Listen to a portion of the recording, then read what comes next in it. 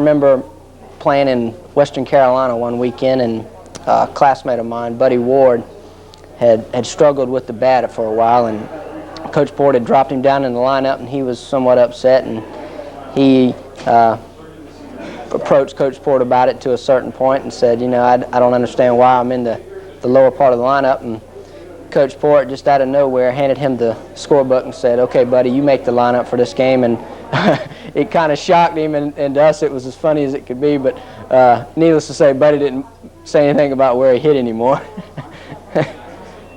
We were playing East Carolina, and one catcher they had grunted every time he hit the ball.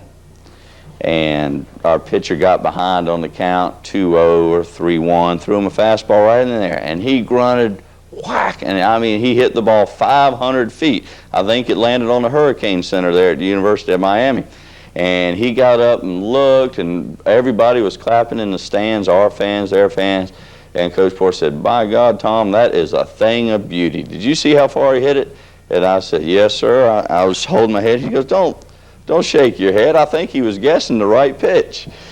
I recall a game, I guess it was in 1967, because Bill Ogburn at that time was a senior, and Bill graduated in 1967. Bill was our second baseman. We played East Tennessee, and they had a pretty good home run hitter, and I think his name was Snyder. I can't remember, but at any rate, Mr. Snyder, or whatever his name was, hit 3 home runs the first 3 times up at bat. And as he approached the plate for his 4th consecutive attempt to hit a home run, I was catching, and I went to the mound, and we had a pitcher from New Jersey named Al Ematrace, who was pitching by that point. He was about our 6th pitcher of the day in this particular game. And Bill Ogburn was playing second, and we kind of huddled around the pitcher, and Coach Port looked at Al Ematrace and said, Trace, do you know what the college record is for consecutive home runs? And Ematrace said, yeah, Coach, probably 4. I think Ogburn's brother is one who played at Clemson who tied it. Coach Port said, that's right. He said, Trace, do you know what's going to happen to you if this guy breaks that record? Trace said, don't worry, Coach, I'll hit him. At which time Coach Port left, and of course that's promptly what happened. Always very fond thereafter of Ematrace. When I was a freshman, I was sitting on the bench in our first baseball game. We were playing at Appalachian State here in Charleston, and we got that no-hitter thrown against us on the front end of a doubleheader. I was sitting by Coach Port keeping the pitching charts since I was a catcher. And we were sitting there, and there's a boy named Al Swain, who's a helicopter pilot now in the Army, and he was sitting to the left of Coach Port. And the first guy gets out, and he hits a double and scores 2 runs. And Alan says, I knew he was going to do that. And Coach Port turned to him and said, well, why didn't you tell me? So I could have stopped. Get out of here, and he put him in the bullpen.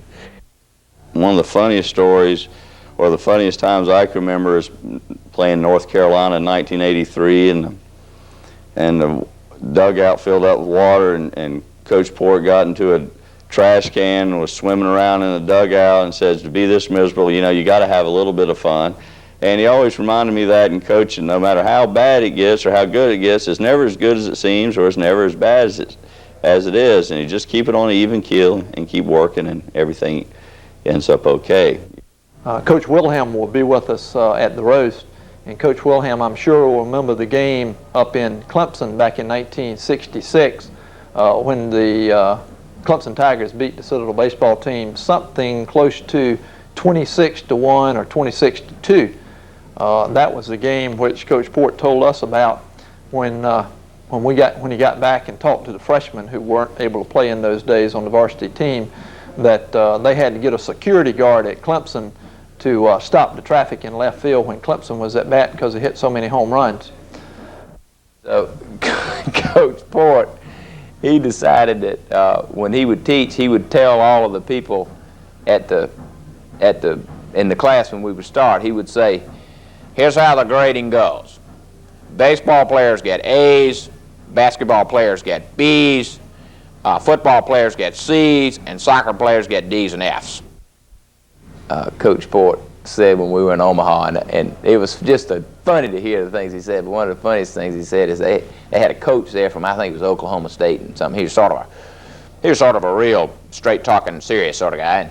And they said, well, Coach, you know, I notice on your program that you schedule on your program that your year doesn't end until you go to the College World Series. You list that on your schedule every year as being, you know, the College World Series. And he said, why do you do that? And the coach said, well, I do that because I want my boys to know that we plan to go to the College World Series every year. And so the picture then goes to Coach Port and said, well, this is Chal Port from the Citadel. And said, well, Coach Port, what do you have scheduled on your schedule for May the 1st or May 15th or whatever it was? And Coach Port rustled the papers a little bit. Oh, he said, I see it says, turn in your uniforms.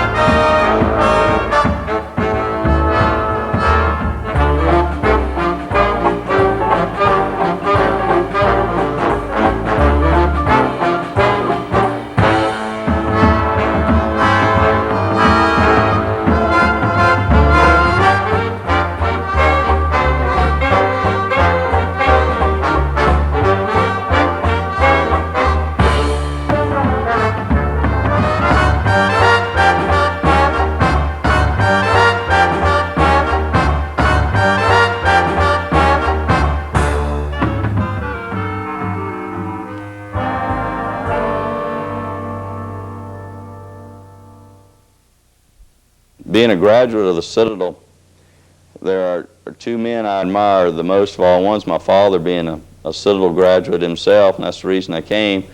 And the other Citadel man, and I'm going to say he is a Citadel man because I respect him more than anybody on this campus, is Coach Port. He's here for 27 years. Even though he did not graduate from here, his ideals, his work habits, his love and loyalty to the Citadel in the game is more than any fourth-class system that I ever went through, or any 4 years of just wearing a ring. And if anybody, you know, deserves to be associated with the Citadel, and the Citadel should be proud, it's Coach Chal Port.